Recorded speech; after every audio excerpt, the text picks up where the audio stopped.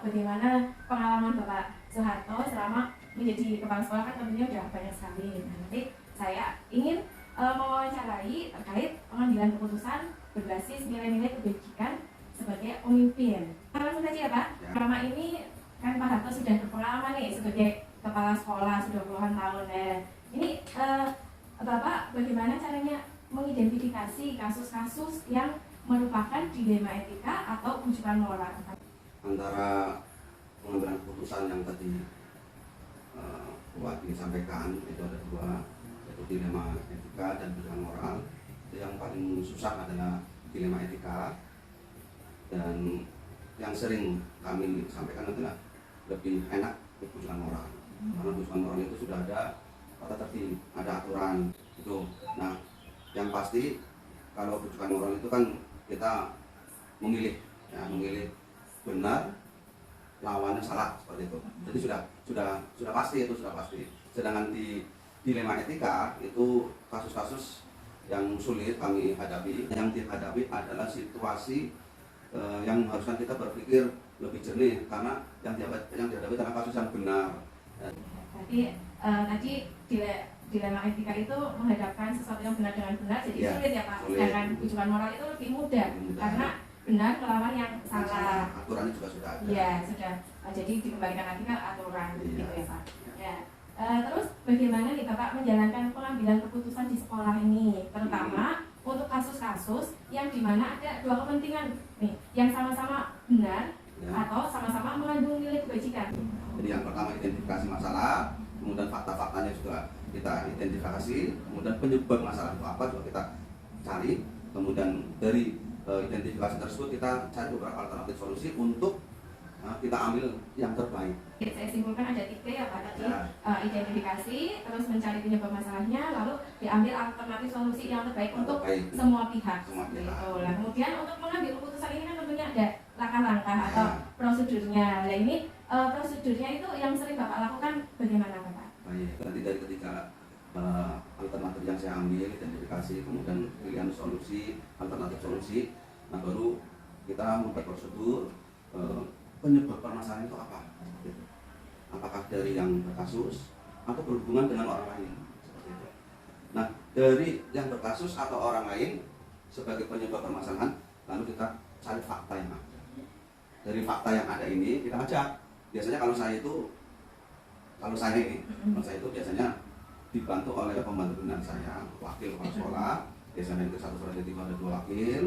Nah, saya ajak ke sini untuk menyelesaikan permasalahan yang ada, kemudian mencari solusi terbaik.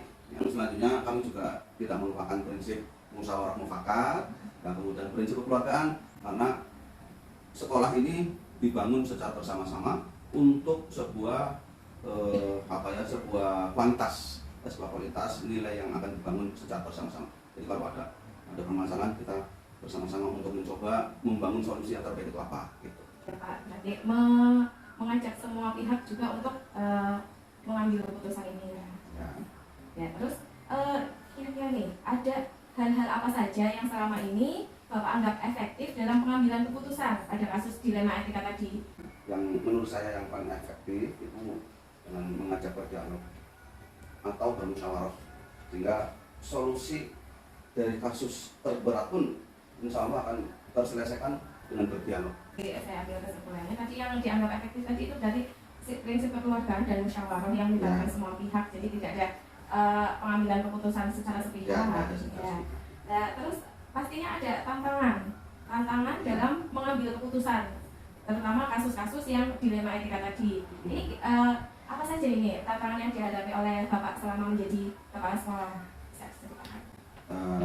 Kami kan membangun sekolah ini untuk menuju kualitas yang lebih dari tahun-tahun sebelumnya. Itu kan dengan berdialog juga, dengan bermusyawarah.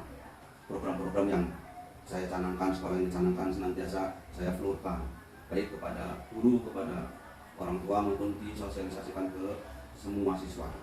Nah, sehingga tantangan yang ada pada kami itu biasanya timbulnya dari orang lain.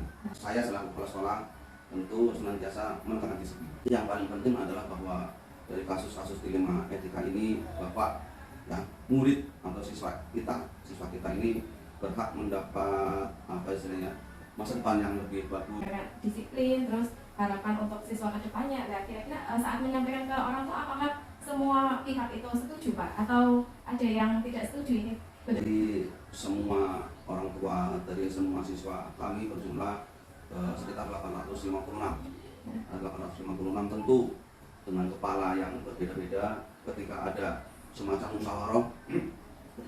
musyawarah mufakat, ya saya sampaikan, Bapak Ibu, kalau ini hasil musyawarah berarti apapun yang terjadi karena ini hasil musyawarah yang harus diikuti. Nah, walaupun panjenengan ada yang tidak setuju seperti itu. Nah, dari pengennya yang paling ini mana? Risiko yang paling kecil. Risiko yang paling kecil yang kita hadapi. Jangan yang terlalu berat seperti itu. Nih. Ketika tidak setuju berarti kembali lagi ke hasil musyawarah yang sudah disepakati. Nah, ini ketika memiliki suatu masalah itu yang tentunya berhubungan dengan dilematika, itu langsung diselesaikan di tempat dalam waktu saat itu juga, ataukah diselesaikan berdasarkan jadwal penyelesaiannya, bentuk atau prosedurnya seperti apa yang dijalankan?